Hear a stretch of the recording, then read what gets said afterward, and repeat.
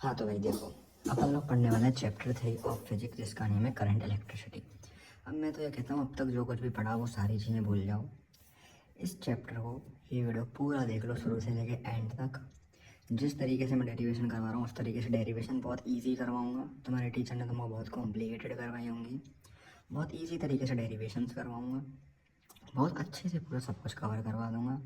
And chapter 3 अगर इस video को तुम ढंग से देख लेते हो तो उसके बाद तुम्हारे हाथों में से कहीं पे नहीं जाएगा, इस चीज़ की मैं गारंटी देता हूँ। ठीक है, तो सबसे पहले करंट इलेक्ट्रिसिटी में कौन सा टॉपिक आता है, वो होता है इलेक्ट्रिक करंट। इलेक्ट्रिक करंट की ये तो देखो बेसिक सी डेफिनेशन है। The amount of charge flow per unit time through material और a conductor defined electric current. Current is equal to charge upon time, I is equal to Q I T. Important formula है क्योंकि derivations की भी तरफ हम लोग use करने वाले हैं। ऐसा यूनिट हो जाएगी कूलम अपॉन सेकंड और ampere. A1 T1 upon T1 तो ये हो जाएगी एम्पियर की, A1 हो जाएगी। ठीक है, अब उसके बाद यहाँ पे एक मोस्ट इंपॉर्टेंट जो चीज़ आती है वो आती है कि अगर देखो यहाँ से करंट इस तरीके से बह रहा है तो माइनस क्यू चार्ज करंट वाली साइड जाता है और प्लस क्यू जिस साइड जा रहा होता है उसी साइड करंट बहता है। ठीक है ना, तो ये चीज़ तुमको हमेशा ध्यान रखनी है। उसके बाद अपना जो नेक्स्ट क्या आता है वो आता है एवरेज करंट। तो एवरेज करंट क्या होता है, the ratio of total charge flow and total time is defined as average current. Total charge upon total time, average current Q1 plus Q2 plus Q3 Qn T1 plus T2 plus Tn। ठीक है, तो इस तरीके से ये हो जाएगा average current. Instantaneous current क्या होता है, at a particular moment the value of current is defined by instantaneous current. किसी भी पर्टिकुलर टाइम पीरियड पे जो वैल्यू हुई करंट की उसी को अपन लोग क्या बोलेंगे, इंस्टेंटेनियस करंट। अब करंट डेंसिटी से जो अपना बेसिक चैप्टर है वो थोड़ा सा चालू हो जाता है, तो यहाँ से तुम लोग समझने की कोशिश करना। The current flow per unit area through a surface is defined by current density of the surface. Current density का मतलब है, जैसे मान चलो ये कोई सरफेस है, ये जो मेरा हाथ है ये कोई सरफेस है, इस हाथ में से जितनी भी करंट निकल पाएगी तो उसी को हम लोग क्या बोलेंगे, इस हाथ की करंट डेंसिटी बोलेंगे। Current flow per unit area through a surface. Per unit area मतलब जैसे मान लो मैं इतना एरिया ले लेता हूँ तो इस एरिया में जो करंट निकलेगा ना उसी को मैं क्या ले लूँगा, उसी को मैं क्या ले लूँगा, करंट डेंसिटी बोल दूँगा। उसके बाद आता है इस करंट डेंसिटी क्या लिखते हैं, करंट डेंसिटी का होता है जे फॉर्म करंट अपॉन एरिया, तो आई अपॉन ए। तो इस तरीके से ये वाला फॉर्मूला है वो भी इंपॉर्टेंट है, तो ये भी तुम्हें याद रखना क्योंकि डेफिनेशंस डेरिवेशंस की तरह यूज़ करने वाले हैं। अब इस करंट डेंसिटी को बेसिकली अगर अपन लोग इस वाले फॉर्म में देखें, अगर करंट डेंसिटी किसी एरिया में किसी एंगल के साथ आ रही है तो अपन ने अभी देखो क्या देखा अपन ने क्या देखा, अपन ने देखा था, मैं नए पेज में जा रहा हूँ।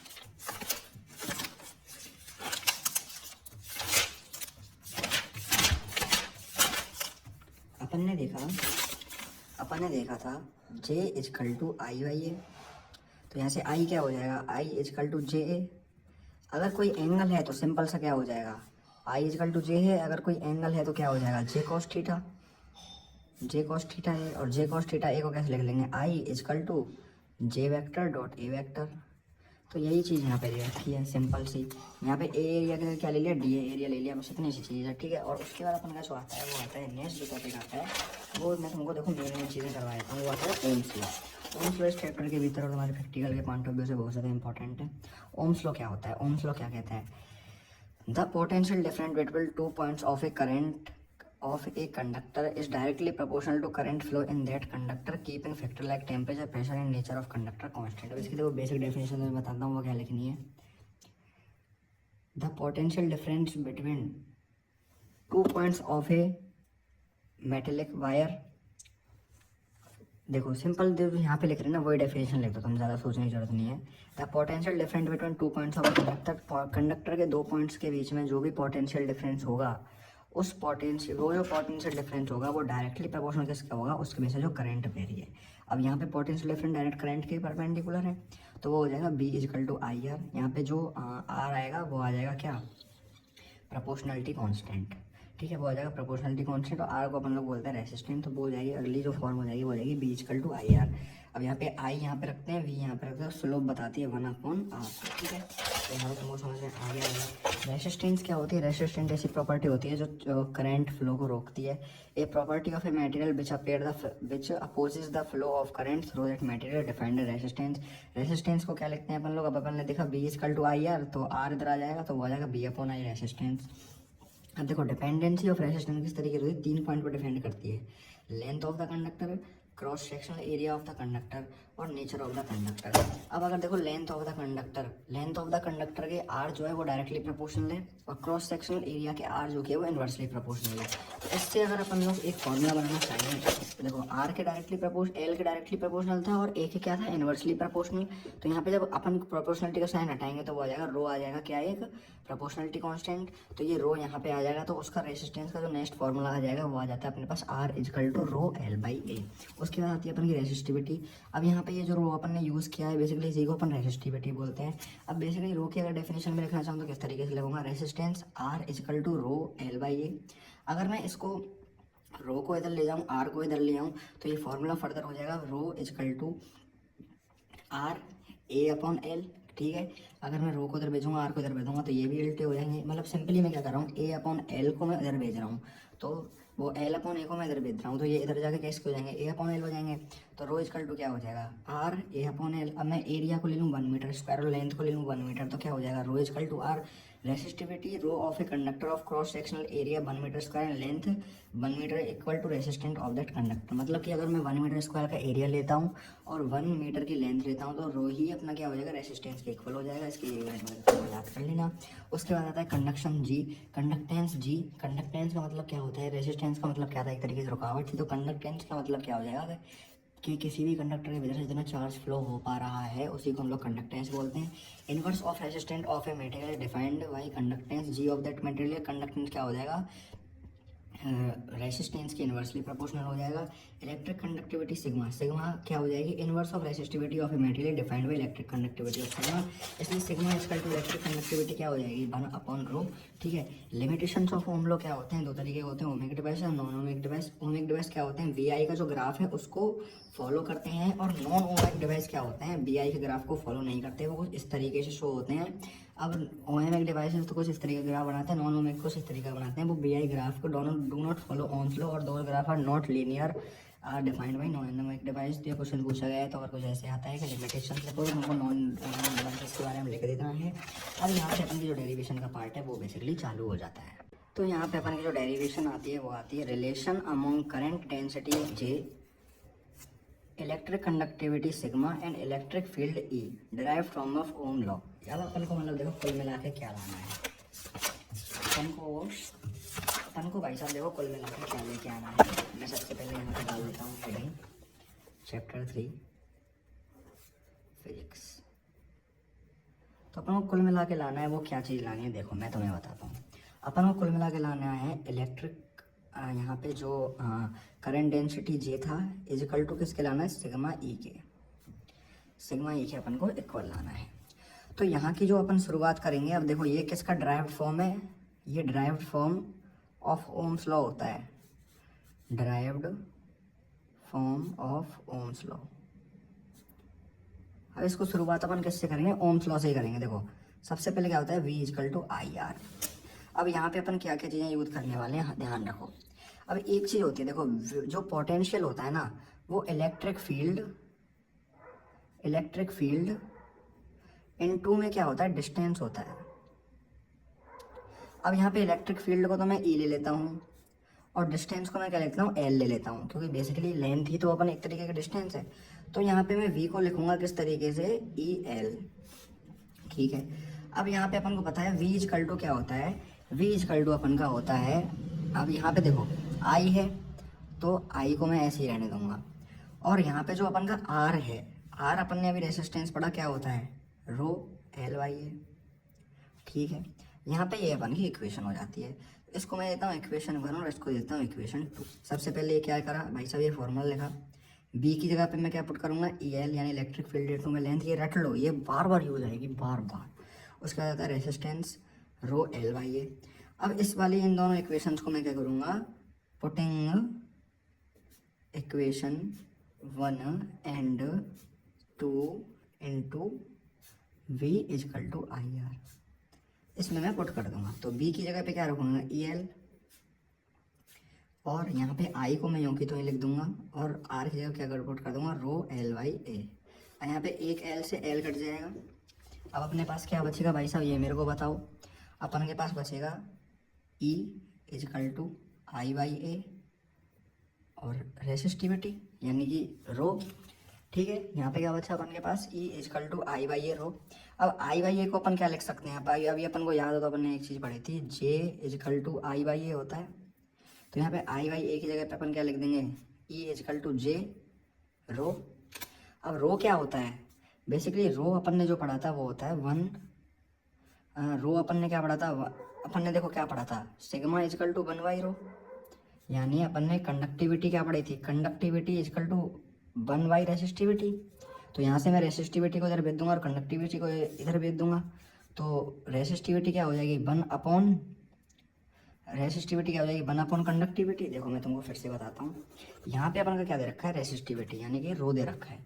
तो अपन ने एक चीज़ पढ़ी थी कि सिग्मा यानी कि कंडक्टिविटी क्या होती है, वन अपॉन रेसिस्टिविटी। देखो यहाँ पे अपन ने पढ़ी थी conductivity sigma is equal to one upon resistivity. तो मैं इसको ऐसे भी तो लिख सकता हूँ, resistivity equal to one upon sigma. इस तरीके से भी तो मैं इसको लिख सकता हूँ ना। तो अगर मैं इस रो को इधर भेजूंगा, अगर मैं इस रो को इधर भेजूंगा तो ये वन अपॉन रो हो जाएगी, और वन अपॉन रो को क्या लिख सकता हूँ, मैं सिग्मा लिख सकता हूँ।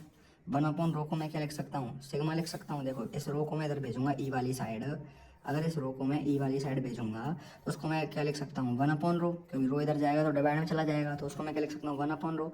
और वन अपॉन रो क्या हो जाएगी, वन अपॉन रो हो जाएगी सिग्मा। तो मैं इसको भेजूंगा सिग्मा ई इजकल टू जे। अब क्या अपन को यही चीज़ ड्राइव करनी थी, यही चीज़ ड्राइव करनी थी, तो ये अपन लोग ड्राइव कर चुके हैं।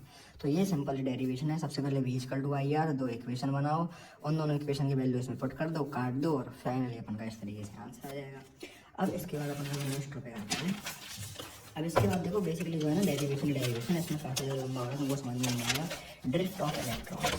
अब ड्रिफ्ट ऑफ इलेक्ट्रॉन क्या होता है, देखो जैसे कि मान के चलो ये कोई कंडक्टर है, इस कंडक्टर के भीतर क्या है, अपन के जो इलेक्ट्रॉन है वो रैंडमली मोशन कर रहे हैं। अब क्या होगा, जैसे इलेक्ट्रिक फील्ड में बाहर से अप्लाई करूँगा, ये क्या है इलेक्ट्रिक फील्ड, तो इलेक्ट्रिक फील्ड जैसे मैं बाहर से अप्लाई करूँगा तो ये सारे जो इलेक्ट्रॉन होंगे ना वो क्या करेंगे, एकदम से जिधर की साइड इलेक्ट्रिक फील्ड अप्लाई हुआ है उधर की साइड एकदम भागने को जाएंगे, मतलब उसकी नेगेटिव, उसकी दूसरी साइड भागने को जाएंगे।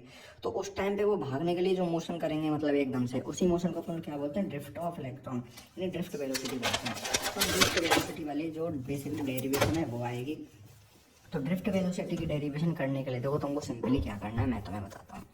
ड्रिफ्ट वेलोसिटी वाली डेरिवेशन को करने के लिए सबसे पहले तुम स्टार्टिंग करो यहाँ से। सबसे पहले अपन क्या कर रहे हैं, ड्रिफ्ट वेलोसिटी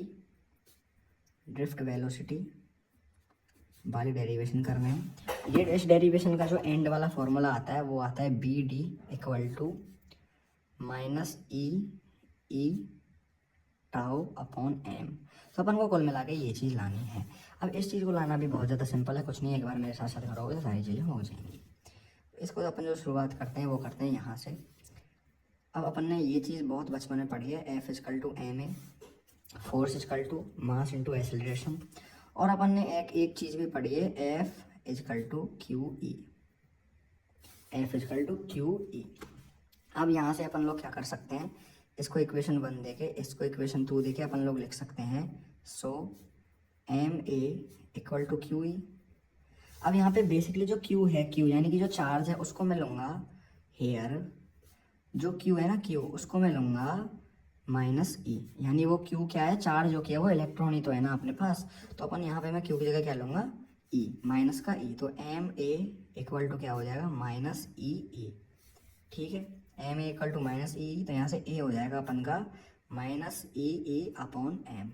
तो यहाँ से ये अपन के पास एक ए की वैल्यू आ गई। इसको मैं क्या देता हूँ, इसको मैं इक्वेशन 3 दे देता हूँ। ठीक है, यहाँ तक तुम्हारी बात समझ में आ गई। अब उसके बाद में ड्रिफ्ट वेलोसिटी की जो डेरिवेशन है बेसिकली वो स्टार्ट करने वाला हूँ। अब देखो यहाँ से मैं क्या करूँगा, यहाँ पे इक्वेशन ऑफ मोशन जो अपनी होती हैं उसको यूज़ करूँगा, तो वो होती है B equal to U plus A T. तो यहाँ से मैं ये वाली इक्वेशन यूज करने वाला हूँ।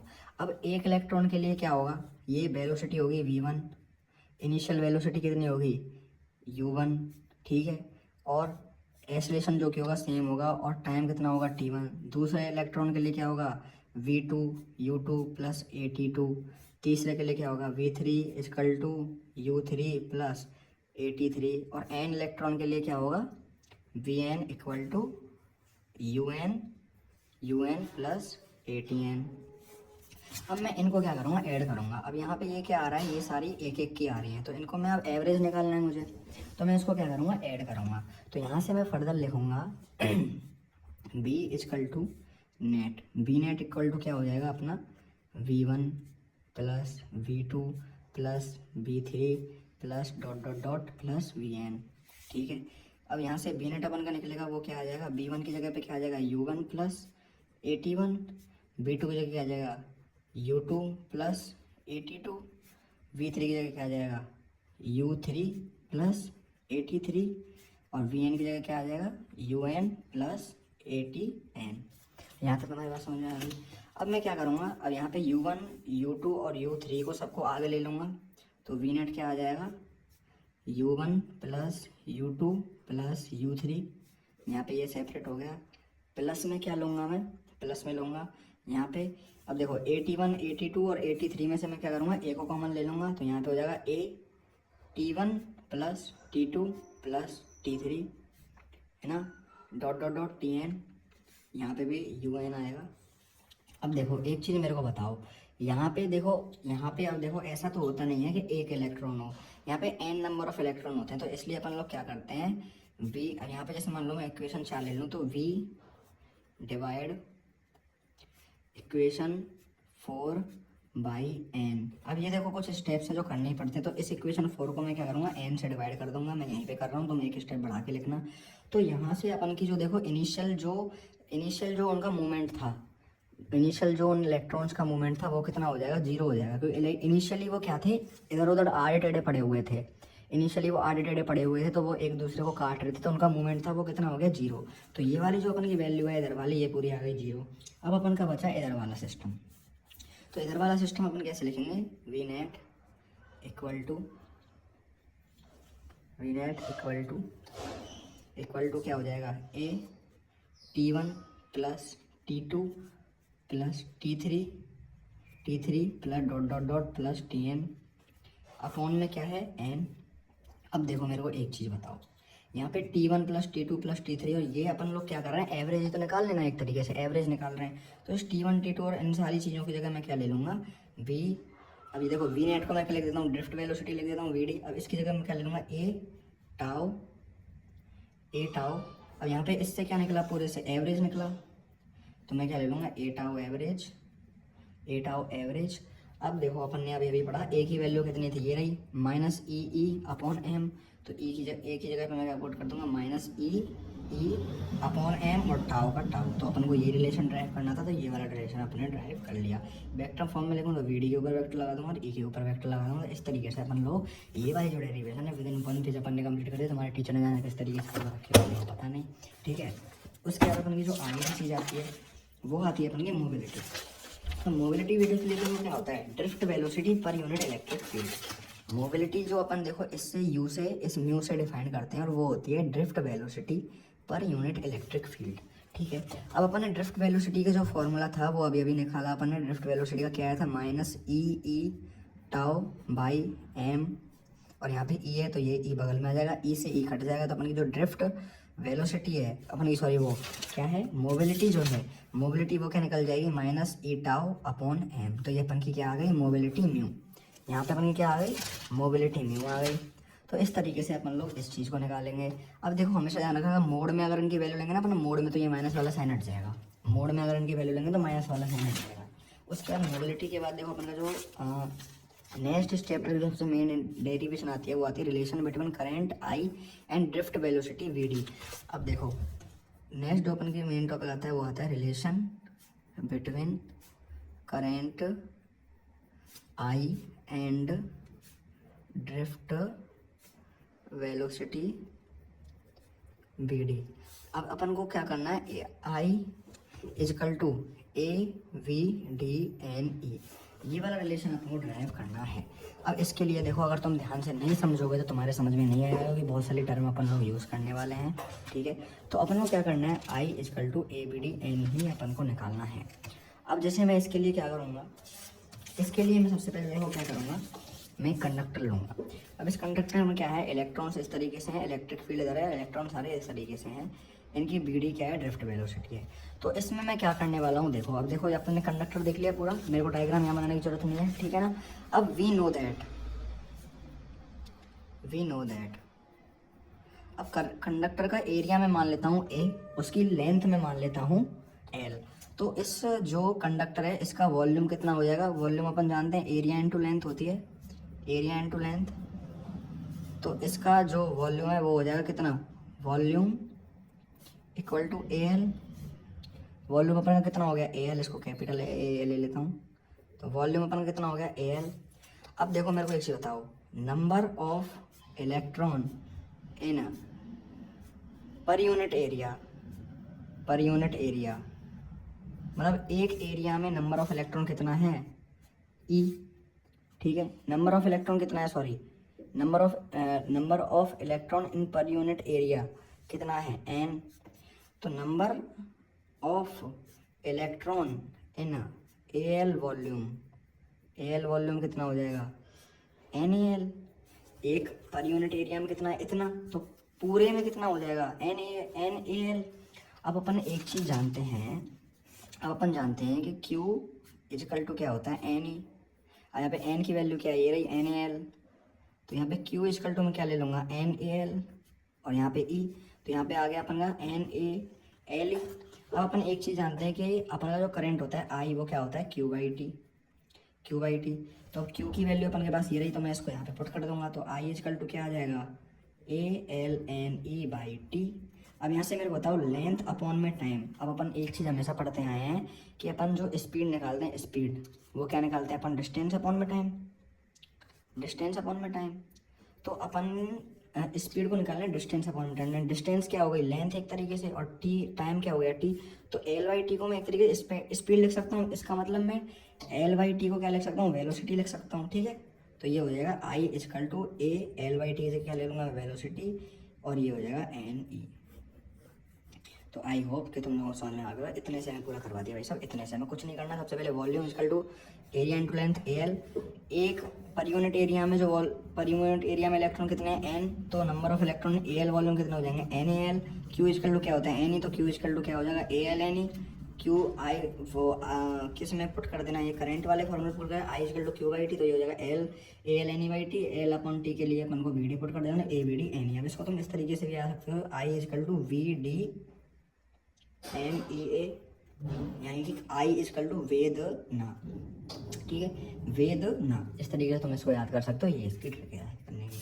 उसके बाद ये देखो मोस्ट इंपॉर्टेंट डेरिवेशन थी तुम्हारे चैप्टर की, ठीक है। उसके बाद देखो, उसके बाद आता है अपन का ऑरिजिन ऑफ रेसिस्टिविटी। तो ऑरिजिन ऑफ रेसिस्टिविटी को अपन लोग किस तरीके से करने वाले हैं वो मैं तुमको बता देता हूँ। अब इसमें अपन लोग क्या करेंगे, अपन लोगों ने सारी चीज़ों के अलग अलग बेसिकली करनी है। अब अपन लोग क्या करेंगे, रेसिस्टिविटी जो कि अपन उसका फॉर्मूला निकालने वाले, बस इस तरीके से तुम लोग इसको याद रख लो। अब इसमें अपन लोग क्या करेंगे, सबसे पहले लेंगे I is equal to A B D N E. यहाँ से अपन ने ये इक्वेशन ले ली। अब इसमें अपन लोग जानते हैं, देखो v इजकल टू क्या होता है, आई आर। तो अपन का आई क्या हो जाएगा, बी अपॉन आर। आई क्या हो जाएगा, बी बाई आर। और v की जो अपन वैल्यू लेते हैं वो क्या लेते हैं, ई एल। यानी अभी मैंने बताया ना पोटेंशियल क्या होता है, इलेक्ट्रिक फील्ड इनटू में लेंथ। तो और ये हो जाएगा आई एल। तो आई की जगह पे मैं क्या पुट करूँगा, E L by R, E L by R. A को मैं ऐसा का ऐसे ही रहने दूंगा, एन ई को मैं ऐसा का ऐसे रहने दूंगा। वी डी की जगह मैं पुट कर दूंगा, वी डी का अपन ने अभी फॉर्मूला पढ़ा, ड्रिफ्ट वेलोसिटी क्या होता है, minus E tau by M, ठीक है। तो वी डी की जगह मैं ये पुट कर दूंगा, minus E tau by M, और ये क्या है, ए एन ई। तो यहाँ पे क्या होगा, ई से ई कट जाएगा, ठीक है। यहाँ तक तुम्हारी बात समझ में, ई से ई कट गया। अब अपन के पास क्या बचा, L upon R is equal to minus E tau M N E A. अब यहाँ से ई क्या हो जाएगा, ई स्क्वायर। तो एल बाई आर क्या हो जाएगा, ई माइनस का E square tau A upon M. अब यहाँ से मैं क्या करूँगा, यहाँ से अभी मैं देखो क्या करने वाला हूँ, यहाँ पे जो आर है, आर को मैं इधर भेज दूंगा और इस पूरी वाली टर्म को इधर भेज दूंगा। तो ये क्या हो जाएगा, देखो एल इधर है, देखो एल इधर ही है, इधर से एम इधर आ जाएगा। तो ये क्या हो जाएगा, एम इधर आ जाएगा, और ये ई स्क्वायर टाउ ए नीचे आ जाएगा, यानी कि माइनस ई स्क्वायर टाउ ए इधर आ गया। समझ में आ गई यहाँ तक बात, ठीक है। और यहाँ पे इजकल टू में क्या हो जाएगा, आर हो जाएगा, ठीक है। अब यहाँ पे जो ए है, इस ए को मैं इसके नीचे रखूँ, इसके नीचे रखूँ तो मैं इधर से हटा दूंगा इस ए को, तो अपन का जो फॉर्मूला फाइनली बना वो क्या बना, M minus E square tau L upon A equal to R. तो अब मेरे को बताओ आर इजकल टू क्या होता है, आर इजकल टू क्या होता है। देखो यहाँ तक अपन लोगों ने बेसिकली ये चीज़ बता दी, फर्दर चीज़ बताता हूँ। अभी अपन लोग डेरिवेशन करवा कर देखो, एन यहाँ पे था लेकिन अपन नेक्स्ट वाले स्टैंड में अपन एन को ही खा गए, तो यहाँ पे ए के साथ एन रहेगा, यहाँ पे भी एन आ जाएगा टाउ एन, और यहाँ पे भी एन आ जाएगा टाउ एन। तो ये बेसिकली ऐसे हो जाएगा। अब अपन देखो एक चीज़ जानते हैं, वी नो दैट, इसको दे देते हैं अपन इक्वेशन बना, वी नो दैट क्या है, आर इजकल टू क्या जानते हैं अपन, रो एल बाई ए। तो अब अपन क्या करेंगे, इन दोनों इक्वेशन का कंपैरिजन करेंगे बाई कंपैरिजन इक्वेशन 1 एंड 2। क्या हो जाएगा, देखो आर आर, ठीक है, रो की जगह, अब देखो एल वाई ए की जगह पे एल वाई ए है, और रो की जगह पे क्या है, M minus E square tau N. तो यहाँ पे अपन जो रो की वैल्यू निकाल लेंगे वो आ जाएगी M minus E square tau N. I hope कि तुम लोगों को यहाँ तक ये चीज़ समझ में आ गई होगी, ठीक है। तो इस तरीके से अपन रो की वैल्यू निकाल लेंगे। उसके बाद अपन का जो नेक्स्ट टॉपिक आता है वो आता है, देखो कुछ फॉर्मूले हैं, ये 3 फॉर्मूले बता रहा हूँ, इनको रट लो, इनमें से न्यूमेरिकल आ सकते हैं, वैसे तो तुम्हारे इतना ज़्यादा इनका वो है नहीं। फॉर्मूले बता रहा हूँ मैं तुमको, अगर फॉर्मूले आते हैं तो वो एक चीज़ की वैल्यू छोड़ के तीनों चीज़ों की वैल्यू दे देगा और तुमसे उस चीज़ की वैल्यू पूछ लेगा। तो ये तुम्हारा फॉर्मूला है नंबर 1, ठीक है। मैं तुमको बता देता हूँ, देखो तुमको तो नोट कहाँ से पढ़ना है। ये रहा एक फॉर्मूला, ये रहा दूसरा फॉर्मूला, ये रहा तीसरा फॉर्मूला। तो इन फॉर्मूलों को तुम बेसिकली देखो कुछ रट करने की जरूरत नहीं है, इन फॉर्मूलों को रट लो बस कि ये फॉर्मूला इस तरीके से होते हैं। इस फॉर्मूले में से क्या होगा, देखो एक फॉर्मूला ये रहा, तो इनमें से क्या होगा, न्यूमेरिकल आने के थोड़े से चांसेस हैं, तो इस वजह से मैं ये चीज़ें बतानी पड़ रही हैं, ठीक है। अब देखो इन फॉर्मूले के बाद अपन का जो नेक्स्ट टॉपिक आता है वो आता है इलेक्ट्रिक एनर्जी एंड पावर। तो ये देखो बेसिकली डेफिनेशन है, ये से बेसिकली सिंपल सा फार्मूला है। तो ये चीज़ तुम देखो खुद से देख सकते हो, पढ़ने लायक जो चीज़ है वो मैं तुम्हें बताता हूँ। अब इसके बाद जो नेक्स्ट आता है वो आता है इलेक्ट्रोमैग्नेटिक वो इलेक्ट्रोमोटिव फोर्स। इलेक्ट्रोमोटिव फोर्स की डेफिनेशन है उसे याद कर लेना, ठीक है। अब इलेक्ट्रोमोटिव फोर्स का जो सिंपल सा तुमको डायरेक्ट जो फॉर्मूला है ना वो दे रखा है तुम्हारी बुक में, इलेक्ट्रोमोटिव फोर्स ये वाला। देखो इसके बाद जो नेक्स्ट टॉपिक आते हैं ना वो देखो सिंपली मैं यहाँ से चालू करवा रहा हूँ, E-1R। ये सीधा सीधा तुम्हारी बुक में फॉर्मूला दे रखा है, इसकी डेरिवेशन नहीं है, स्कूल टीचर ने करवा रखी होगी लेकिन वो करवाते ही हैं क्योंकि बाई चांस अगर आ जाए तो, लेकिन नहीं आएगा, ठीक है, डेरिवेशन इसकी नहीं आएगी। तो ये फॉर्मूला तुम याद रख लो। अब इस फॉर्मूले के बेसिस पे अपन लोग देखो क्या देखने वाले हैं, अपन लोग देखने वाले हैं combination of cell. Combination of cell, अब कॉम्बिनेशन ऑफ सेल क्या होते हैं, दो तरीके के होते हैं, सीरीज और पैरेलल। सीरीज में क्या होगा, when positive terminal of second cell is connected to negative terminal of first cell and connection goes so on, then this combination will defined as series combination. Basically क्या कहना चाह रहा है कि positive terminal of second cell का positive terminal connected to negative terminal of first cell, negative terminal से connected हो, positive terminal किससे कनेक्टेड हो, नेगेटिव टर्मिनल से कनेक्टेड हो, तो उसको अपन लोग बोलेंगे सीरीज कॉम्बिनेशन। पैरेलल कॉम्बिनेशन में क्या होता है, देखो पहले डेफिनेशन बताएगा, बाकी दोनों को मैं समझा को दे दूंगा। पैरेलल कॉम्बिनेशन में क्या होता है, positive terminal for all cell are connected with each other. Positive terminals क्या होते हैं, एक दूसरे से कनेक्टेड रहते हैं, जैसे यहाँ पे पॉजिटिव है, यहाँ पे पॉजिटिव है, कनेक्टेड है। नेगेटिव जो टर्मिनल है एक दूसरे से कनेक्टेड है, नेगेटिव कनेक्टेड है, are also connected with each other, thus negative terminal are also connected with each other, then the combination defined as parallel combination of cell।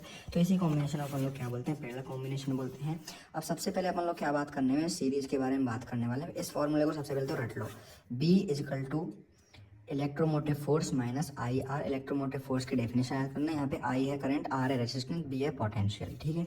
Series combination की मैं अगर बात करूँ सबसे पहले, तो सीरीज कॉम्बिनेशन में बेसिकली क्या करूँगा, मैं सबसे पहले एक वायर ले लूँगा, यहाँ पे प्लस माइनस, यहाँ पे प्लस माइनस और यहाँ पे प्लस माइनस। अब यहाँ पे क्या हो रहा है, देखो यहाँ पे प्लस है, यहाँ पे माइनस है, प्लस है माइनस है, प्लस है माइनस है। अब जो करंट है वो किस तरह से बहेगा, माइनस टू पॉजिटिव बहेगा। तो इस तरीके से यहाँ से अपना करंट निकल रहा है I, ठीक है। यहाँ तक तुम्हें बात समझ में आई, एक सेकेंड, यहाँ तक तुम्हें बात समझ में आ गई। अब इसमें देखो हमें सीरीज में याद रखना। अब देखो यहाँ पे अपन के पास कितनी चीज़ें हैं, यहाँ पे 1 2 3 4 चार चीज़ें हैं। अब यहाँ पे क्या होता है, बीच में रेसिस्टेंस भी होता है, रेसिस्टेंस मैंने बनाया नहीं, मैं इस पूरे डायग्राम को दोबारा से बनाता हूँ।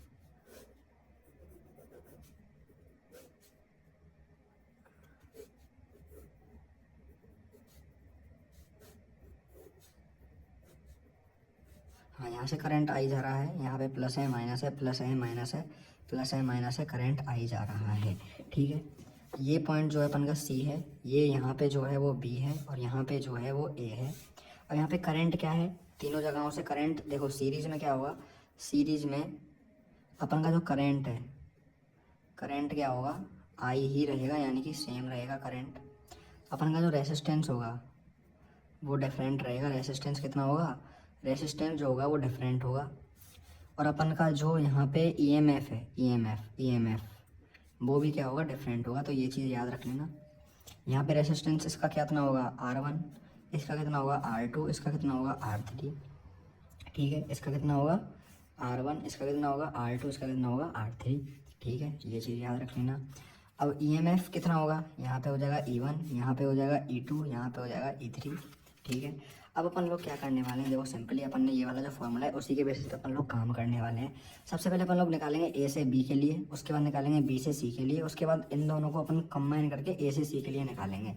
तो देखो सबसे पहले पोटेंशियल अपन लोग क्या लिखने वाले हैं, अपन लोग सबसे पहले करने वाले हैं B A minus B V, इसको लिखेंगे अपन लोग वी, और वी अपन के जानते क्या होता है, ई माइनस आई आर वन।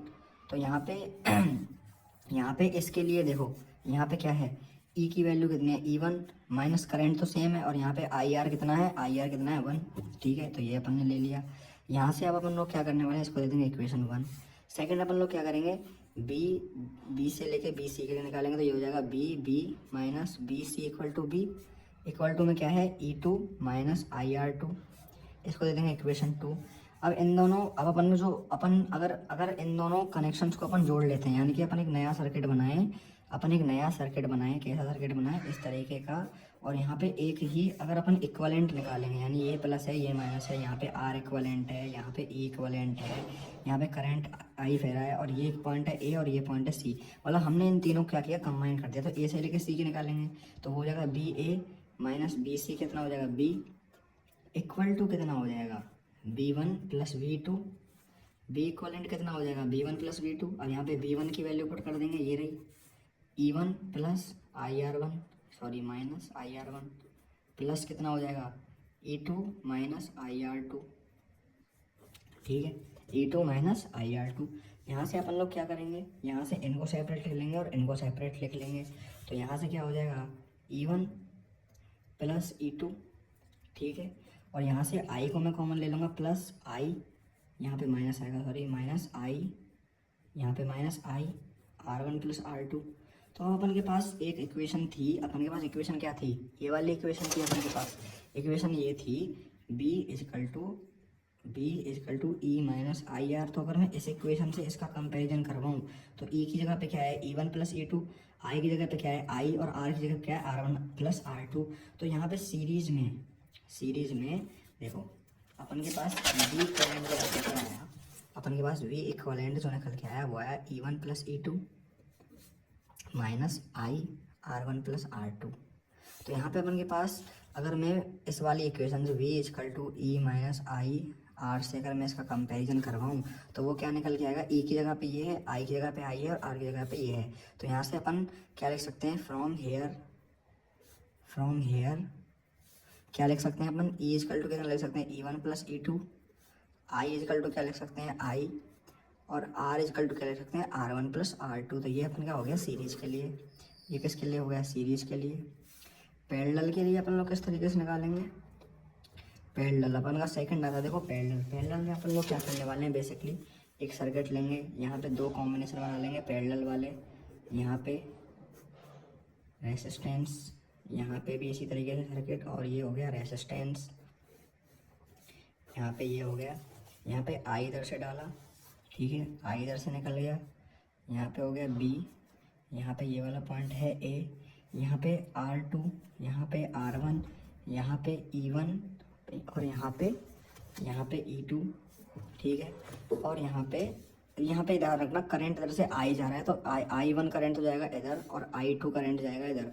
यहाँ पे पैरेलल में देखो ध्यान रखना, पैरेलल में क्या होता है, यहाँ पे करंट क्या होता है, करंट डिफरेंट, ईएमएफ भी क्या होता है डिफरेंट, और रेसिस्टेंस भी क्या होता है डिफरेंट होता है।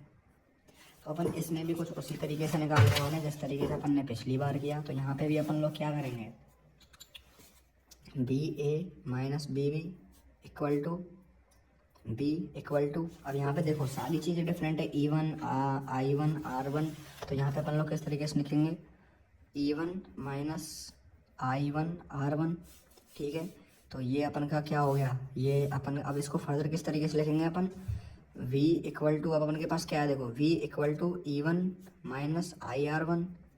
तो अगर मैं क्या करूँ, I1 R1 है सॉरी, तो अगर मैं I1 को इधर रहने दूँ तो इनको मैं क्या करूँगा, इधर भेज दूँगा, ठीक है। यहाँ पे तुमको समझ में आ रही है ना मैं क्या करना क्या क्या कहना चाह रहा हूँ। IR1 को मैं इधर लूँगा तो इधर इसको इधर भेज दूँगा, ठीक है। तो अब ये नेक्स्ट फर्दर इक्वेशन आएगी, वो किस तरीके से आएगी, मैं इस B को तो इधर भेज दूँगा और IR1 को इधर भेज दूँगा। तो I1 R1 के हिसाब से हो जाएगी E1 माइनस V, ठीक है। अब उसके बाद मैं क्या करूँगा, I1 को इधर ही रहने दूँगा और R1 को इधर भेज दूँगा। तो ये कैसे हो जाएगी, E1 minus B upon R1, ठीक है। अब इसको मैं अगर लिखना चाहूँ तो ऐसे लिख सकता हूँ, E1, यहाँ पे B1 नहीं आएगा, B1 नहीं आएगा, B रहेगा। तो यहाँ पे मैं लिख सकता हूँ E1 upon R1 minus B upon R1, ठीक है। इसको अपन लोग दे देंगे इक्वेशन 1, ठीक है। इसको क्या दे देंगे अपन, इक्वेशन 1। अब इक्वेशन सेकेंड में भी वैसे इस तरीके से करेंगे, B A minus B B equal to B equal to E2 minus I2 R2, ठीक है। अब मैं क्या करूँगा, अपन के पास क्या है, B equal to E2 minus I2 R2, मैं I को इधर ही रहने दूँगा, I2 को, और सारी चीज़ों को इधर भेज दूँगा। तो ये इस तरीके से अपन किस तरीके से लिखेंगे इस इक्वेशन को, I2 R2 equal to E2 minus B, ठीक है। B को इधर भेज दिया, उसको इधर भेज दिया, तो किस तरीके से होगा ये, I2 R2 equal to E2 minus B। अब I2 को मैं इधर ही रहने दूँगा, R2 को नीचे भेज दूँगा, तो E2 minus B upon R2, इनको सेपरेट करके लिखूँगा तो E2 upon R2 minus B upon R2, ये हो गई अपन की इक्वेशन नंबर 2, ठीक है। अब इसमें मैं क्या करूँगा, फिर से वही जो अपन का, अब I में निकालूंगा दोनों का, तो क्या निकलेगा, I1 प्लस I2, ठीक है। पिछले में अपन क्या किया था, B equal to B1 plus B2, अब इसमें क्या है, I equal to I1 plus I2। तो I1 प्लस I2 किस तरीके से निकलेगा, E1 माइनस V, दोनों के अपन में R1 है यहाँ पे, प्लस E2 की वैल्यू कितनी है अपने पास, ये वो I2 की वैल्यू कितनी है, ये रही।